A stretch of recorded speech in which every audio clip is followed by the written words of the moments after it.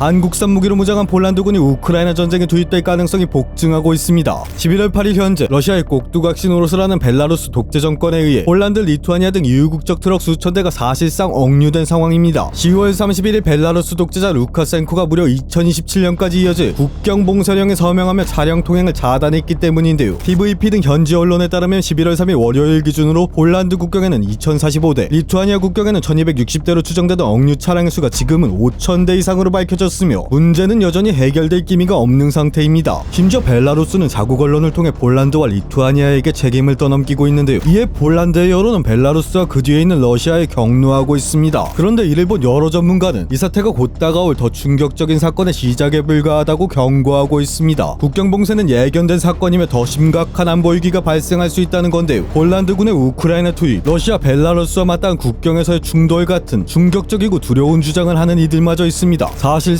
전쟁을 이야기하는 건데, 이렇게 되면 K2 전차, K9 자주포, 전무다연장 로켓으로 무장한 폴란드군이 전장에 투입될 가능성이 매우 높아집니다. 우리 무기로 무장한 폴란드군은 러시아 국경에 16기계화 사단, 벨라루스 국경에 18기계화 사단 등 최전방에 배치된 최정예 부대이기 때문입니다. 하지만 현지 사정을 잘 모르시는 분께서 듣기엔 과장된 헛소리나 망상처럼 들리실 겁니다. 그런데 최근 현지에서 벌어진 사건들을 알게 되면 누구든 생각이 달라질 수밖에 없습니다. 지난 9월 5일 부틴은 우크라이나에 부대를 투입한다면 서방의 어떤 군대든 정당한 타겟이 될 것이라고 경고했습니다. 이는 바로 전날 프랑스 마크롱 대통령이 주도한 우크라이나 안전보장군 파병에 대한 경고였는데요. 안전보장군은 휴전조약이 맺어진다면 서방 26개국의 군대가 우크라이나에 주둔해 전쟁을 막겠다는 것인데, 푸틴은 이에 대해 우크라이나에 부대를 보내면 공격하겠다고 대놓고 협박을 한 겁니다. 심지어 이는 협박에 그치지 않았습니다. 9월 9일 폴란드는 러시아와 벨라루스가 폴란드 인근에서 벌이는 대규모 군사훈련이 자파드 2025에 대항하기 위해 4만 대군을 국경으로 전진 배치하며 훈련이 끝날 때까지 국경을 폐쇄할 것을 선언했습니다. 이에 러시아는 동태를 파악하기 위해서인지 폴란드 영공에 무인기를 무단 투입해버렸습니다. 9월 9일 자정 무렵부터 10일 새벽까지 수십 대의 군용 드론이 폴란드의 영공을 헤집었는데요. 11월 8일 현재를 기준으로 폴란드군이 격추한 4대의 드론을 포함해 추락한 잔해만 23대가 발견됐죠. 이 충격적인 사건에 폴란드는 수주간 국경 폐쇄를 이어가며 러시아와 그 괴뢰인 벨라루스를 맹비난했습니다. 그러나 러시아는 이런 비난에도 아랑곳하지 않고 도발을 확대했습니다. 9월 내내 에스토니아, 루마니아, 덴마크 등의 드론과 전투기를 보냈고, 10월 23일에도 전투기와 공중급유기를 폴란드의 인접국이자 우방인 리투아니아 영공으로 투입했습니다. 이런 행동 때문에 일각에서는 푸틴이 폴란드군의 우크라이나 참전이 곧 시작될 것이라 믿고 있다고 분석 중인데요. 얼핏 들으면 푸틴이 왜 그런 의심을 할까 싶습니다. 그도 그렇게 평화로운 폴란드가 갑자기 왜 우크라이나 전쟁에 참전하겠습니까? 폴란드 국민 역시 비슷한 생각입니다. 24년 6월 여론조사에서 국민의 71%가 우크라이나 파병에 반대했고, 이에 눌린 폴란드 정부는 올해 2월 18일에 총리가 직접 나서서 우크라이나를 돕는데 능동적인 역할을 할 수 있지만 부대 배치는 없다라고 못을 박았습니다. 하지만 러시아의 입장에서 이는 가증스러운 술책에 불과합니다. 사실 이미 폴란드는 많은 병력을 우크라이나에 투입했습니다. 그 증거가 바로 폴란드 외인 군단입니다. 폴란드는 무려 2022년부터 폴란드인들이 우크라이나 전쟁에 참전하는 걸 막지 않았습니다. 그뿐만 아니라 BT-91 전차, K9 자주포의 파생형인 그랩 자주포 등을 우크라이나에 마구 퍼줬습니다. 게다가 자국에서 프랑스 등과 함께 올해 6월까지 3만 명이 넘는 우크라이나 병사를 훈련시켰으며, 최근에는 아예 폴란드, 리투아니아, 우크라이나 3국에서 인원을 뽑아 4,500명 규모의 여단까지 만들었습니다. 또 작년 7월에는 폴란드 거주 우크라이나인으로 구성된 우크라이나 군단을 창설했고, 우크라이나 전쟁의 교훈을 바탕으로 대규모 참호전 훈련을 시작했습니다. 당장 참호전이라도 할 기세죠. 그래서인지 24년 5월 28일 폴란드 외무장관이 참전은 없다고 했음에도 러시아는 믿지 않고 있습니다. 오히려 24년 7월 4일 꼭두각시 루카센코 벨라루스 대통령을 앞세워 폴란드가 대리전쟁을 치른다면 세계 지도에서 사라지게 될 것이라고 위협했는데요. 이런 배경 때문에 몇몇 전문가가 폴란드의 참전과 확전을 걱정하는 겁니다. 하지만 그럼에도 폴란드는 군비 확장을 멈추지 않고 있습니다. 한화 에어로스페이스의 한상윤 IR 담당 전무는 11월 3일 열린 컨퍼런스 콜에서 25년 3분기까지 K9 자주포 56문과 천무 60대가 폴란드에 인도됐으며, 올해 목표치였던 K9 70문, 천무 80대를 훨씬 넘는 분량을 인도할 예정이라 밝혔는데요. 폴란드는 이렇게 받은 무기로 앞서 말씀드린 16, 18기계화 사단 등의 전방 부대를 강화하고 있습니다. 여기에 더해 국방장관이 나서서 폴란드의 최전선은 우크라이나다라거나 만약 우크라이나가 지면 우리 땅에서 더 이상 안전은 없다라고 참전을 암시하는 듯한 발언을 이어나가고 있습니다. 대체 왜 이러는 걸까요? 그리고 정말 폴란드가 참전한다면 우리 방사는 어떻게 될 것이며, 러시아군을 맞이한 우리 무기들은 어떤 성과를 낼 수 있을까요? 궁금하시다면 다음 영상 시청 부탁드립니다. 이상 밀리로그였습니다.